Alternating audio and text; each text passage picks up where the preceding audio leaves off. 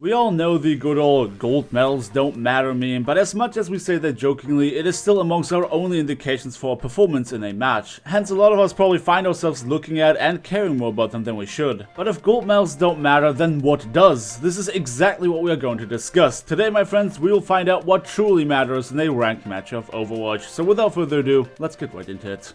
Before we jump right into talking about what is important, let's quickly discuss about what isn't, and there is a lot of that. Essentially, pretty much everything the game tells you is more or less useless, without context. You wouldn't believe the amount of comments I got with people asking what they can do better to rank up when they already get gold medals all the time. The problem with pretty much every single statistic that the game throws at us is that it is an entirely worthless number without the context of the match in which it was achieved. I talked the subject of gold medals to death by now, but let's quickly reiterate anyway. Gold eliminations can be achieved by killing people when it doesn't benefit your team. For example, when you already lost a team fight and everyone is still respawning, those are called non-impact picks. Gold damage can easily be achieved by repeatedly shooting Reinhardt shields or by damaging enemies without confirming any kills. Gold objective time will still be rewarded to a player who refuses to work together with his team to simply throw himself at the objective to die needlessly. And a quick note on out-healing hero XY, I've seen plenty of comments saying, I should never be out-healing an Ana as Lucio, or I should never have gold healing as Zen when there is a Lucio, stuff like that. First off, Ana's biotic grenade enhances Lucio's amped up as well, which can easily add up to him doing more total healing depending on how aggressively the team plays. Second, Transcendence can do a massive amount of healing, especially when you have a bunch of tanks that are currently being damaged by enemy ultimates. Depending on the playstyle, Lucio does not need to heal all the time either. Sometimes speed boosting is simply more valid.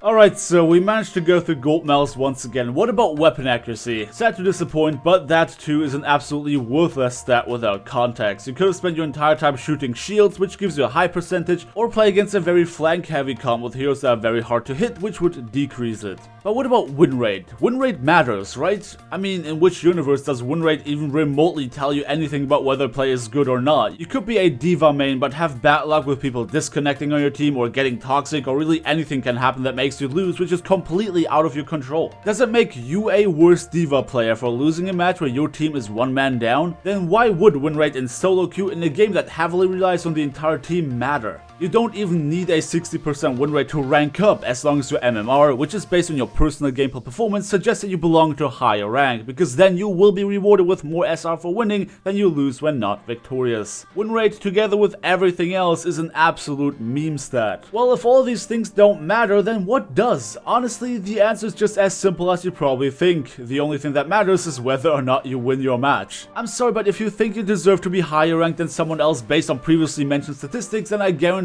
there are a bunch of things you are not paying attention to. Because at the end of the day, your focus on those stats to get the right to complain to and insult people isn't gonna get you anywhere. What the statistics don't show is how well you communicated with your team, whether or not you get the right hero swaps at the right time, whether or not you managed to get a pick on a key target like an Ana or Mercy, or how well you help directing your team. All of these things and more, while not displayed with gold medals or fancy statistics you can wave around as if your dick size depends on it, are crucial for winning matches in Overwatch. I got a couple examples to share in which I played games where I didn't feel like I was having the biggest impact, but me doing what I did could have still been important. The other day I was playing Mei on my ult account after we lost the first point on Volskaya. I didn't have the best accuracy, I kept getting killed by the enemy Pharah, and I didn't have fancy gold medals to wave around, but I did two crucial things in that game that in big part helped us win the game at the end. First off, obviously me being Mei, I was stalling the cap and waiting for my team to respawn, and second off, every single ultimate I had resulted in a failed push for the enemy team. There is no debate about me, plain simply said, being a bad Mei player, but in that match in particular, I didn't need to be a good Mei anyway. I realized that all we needed was time, so I swapped a hero that could give us exactly that. I may not be anywhere near as strong mechanically as, well, a lot of other players, I guess, but me doing what I did helped us win, so does it even matter that I wasn't playing well? At the end of the day, it doesn't matter whether you call yourself a fantastic or a terrible player, as long as what you do during your matches helps you win. Something that can really help you in realizing those things that need to be done is simply stopping to care about statistics. Look at the hero comps, look at what your team is doing versus what the enemies are doing, and try to do whatever is in your power to win that match. There are a lot of things that you can do, and none of them include telling your team teammates that they're shit because they don't have your gold medals. The absolute best and strongest weapon in Overwatch is being analytic and adaptive, knowing what to do in situations where other teams might just get stuck and never break through the enemy defense, communicating with your team so that everyone is on the same page, focused on winning rather than insulting each other, and something I honestly completely forgot was even a thing: having fun. I know how cheesy this sounds, but hear me out. Whenever I play my main account, I just get super tense. I don't communicate more than what's necessary to make sure I don't clog voice chat. I am extremely focused on my play and try to be ever aware of what is going on, but I don't really have fun in a traditional sense. I do feel satisfied when winning a very difficult match, that's for sure, and that satisfaction is ultimately what I guess I constitute as some sort of fun at the end of the day. But playing on my old account where I just don't care about my rank, play heroes I usually never touch and goof around, I'm having a blast, and that lighthearted attitude does often rub off on my teammates as well. Don't get me wrong, I never intentionally throw games on my old account. I'm not there to ruin other people's games, but being able to laugh off misplays, talking to your teammates in a very lighthearted manner, and just not acting like my life depends on whether I win or not goes a massive way in helping me have some more fun. And that shows. In a lot of games that I had where people were engaging with me in voice chat, we were not only having a whole lot more fun, but we also didn't throw buckets over every single misplay. With that, we managed to keep our team morale high, and this usually ended up in us having a blast when winning and not being anywhere near as frustrated when losing. I mean, ultimately, we're playing a video game. Obviously, when you encounter players who are dead serious about wanting to rank up, you might run into some problems, but that is not exactly something I concern myself with. Why would I care about someone who's looking for things to get upset about and blame others when not winning in a video game? Just to summarize what we have been talking about today, do not focus your attention too much on statistics displayed by the game. You can very well do things that are not rewarded with shiny gold medals that help your team winning the game, and that should be your focus. Try to become as analytic and adaptive as possible to make decisions quickly on what needs to be done to win the game, even if at the sacrifice of dick measuring contest-worthy statistics. There is way more that goes into Overwatch than doing the most damage or healing. The way you talk to your team and play your hero can help even when statistically you're not the best player on your team. Try not to get too riled up into a do or die kind of mentality. Lighten up, try to have fun, and don't let a loss upset you. If you just play for playing's sake, you'll likely enjoy your time far more than trying to chase a certain rank.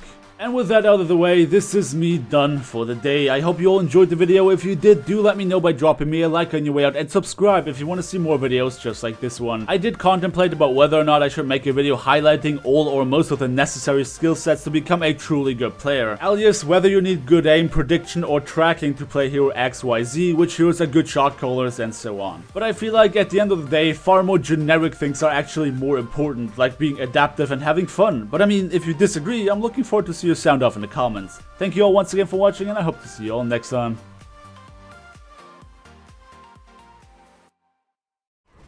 Oh, she's here! No! Oh, that was close.